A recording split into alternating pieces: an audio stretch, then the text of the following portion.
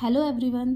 तो आज के हम इस वीडियो में देखेंगे नए संसद भवन का उद्घाटन जो हाल ही में प्रधानमंत्री मोदी जी द्वारा 28 मई 2023 को किया गया है। तो इसके बारे में हम जानेंगे, जैसे कि नई संसद भवन की जो खासियत है, जो इम्पोर्टेंस, उसके बारे में देखेंगे। और जो उसमें इस बार सेंगोल की स्थापना की गई उसके बारे में भी, उसकी हिस्ट्री के बारे में भी हम जानने की कोशिश करेंगे। और हम देखेंगे कि इसी मौके पर प्रधानमंत्री मोदी जी ने 75 रुपये का एक सिक्का भी जारी किया है, उसके बारे में भी हम जानने की कोशिश करेंगे। तो आइए हम इस वीडियो की शुरुआत करते हैं। तो नई संसद भवन का उद्घाटन 28 मई 2023 को भारत के प्रधानमंत्री नरेंद्र मोदी जी द्वारा किया गया है। और 28 मई को सावरकर जयंती यानी कि वीर सावरकर जयंती भी मनाई जाती है। और इसी मौके पर प्रधानमंत्री मोदी जी ने एक 75 रुपये का सिक्का भी जारी किया है। सिक्के के हम कुछ पहलुओं के बारे में देखें तो जैसे सिक्का के दोनों तरफ अशोक स्तंभ दर्शाया गया है, जिसके एक तरफ इंडिया और एक तरफ भारत लिखा गया है। और इस सिक्के को कोलकाता की टकसाल में ढाला गया है। और इस सिक्के में संसद परिषद की तस्वीर को भी दर्शाया गया है। अब हम जानें इस नई संसद भवन की खासियत और इसकी कुछ इम्पॉर्टेंट फैक्ट के बारे में। जैसे ये जो नई संसद है, इसमें जो लोकसभा की सीटें हैं वो 888 सीटें हैं। इसका मतलब हुआ कि जो लोकसभा के मेंबर्स हैं, जो लोकसभा के जो सांसद हैं, वो कुल 888 मतलब 888 सांसद इसमें बैठ सकेंगे। और यदि हम पिछली संसद की बात करें, यदि हम पुरानी संसद की बात करें, तो उसमें कुल 590 लोकसभा सीटें थी। और हम राज्यसभा सीटों की बात करें तो इस नई संसद में 384 सीटें राज्यसभा की हैं। और पिछली जो संसद थी उसमें राज्यसभा की कुल 280 सीटें ही थी। इस प्रकार कुल मिलाकर 1200 से अधिक सीटें इस बार नई संसद भवन में रखी गई हैं। और इस नई संसद भवन के बाहर एक अशोक स्तंभ मतलब एक अशोक चक्र भी लगा है, जिसे इंदौर में डिज़ाइन किया गया है। और ये जो नई संसद भवन है, इस नई संसद भवन में देश के हर क्षेत्र की झलक देखने को मिलेगी। मतलब जैसे कि इसकी जो फ्लोरिंग है वो त्रिपुरा के बांस से बनाई गई है। और इसकी जो कालीन है वह मिर्ज़ापुर में बनाई गई है। भवन के लिए जो केसरिया हरा पत्थर है उसे उदयपुर में निर्माण किया गया है। और इसके जो लाल ग्रेनाइट है वो अजमेर में बनाया गया है। और इसमें जो सफ़ेद संगमरमर का उपयोग किया गया है उसे राजस्थान में बनाया गया है।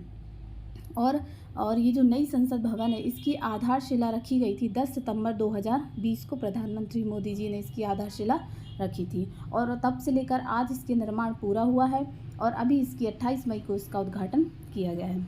अब हम इस सेंगोल के बारे में जानें कि ये सेंगोल क्या है और इस बार इसका क्या प्रतीक होता है और प्रधानमंत्री मोदी जी ने इसके बारे में क्या कहा है। तो ये जो सेंगोल है, ये जो इसको हिंदी में राजदंड भी बोलते हैं। ये सत्ता के हस्तांतरण का प्रतीक के रूप में माना जाता है।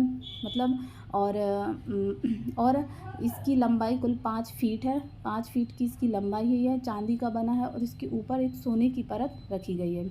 और ये जो सेंगोल है वह तमिल शब्द सेम्मई से बना है। और इसे तमिलनाडु के पुजारियों ने इसे मोदी जी को सौंपा था। और इसकी हम कुछ फैक्ट के बारे में जानें। जैसे 75 साल बाद राजदंड सेंगोल का संसद में प्रवेश होगा।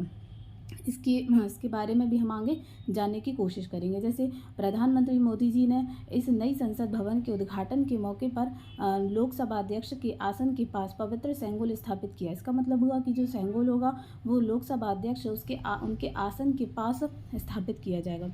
इसकी कुछ हम हिस्ट्री की तरफ नज़र डालें तो हिस्ट्री में ये सामने आता है कि अंग्रेज़ों की तरफ से 14 अगस्त सन 1947 को पंडित नेहरू को सत्ता हस्तांतरण के रूप में सौंपा गया था। मतलब इसे अंग्रेज़ों ने जब भारत आज़ाद हुआ था तब पंडित नेहरू को इसको सौंपा था। और 1960 से पहले यह आनंद भवन और फिर 1978 से यह इलाहाबाद म्यूज़ियम में रखा गया था। यानी कि 75 साल बाद इस सेंगोल का संसद में प्रवेश होगा। और अभी इस नई संसद भवन के उद्घाटन के समारोह को कुछ विपक्षी पार्टियों ने अभी इसका बहिष्कार किया। इसके कारणों को भी हम जानने की कोशिश करेंगे।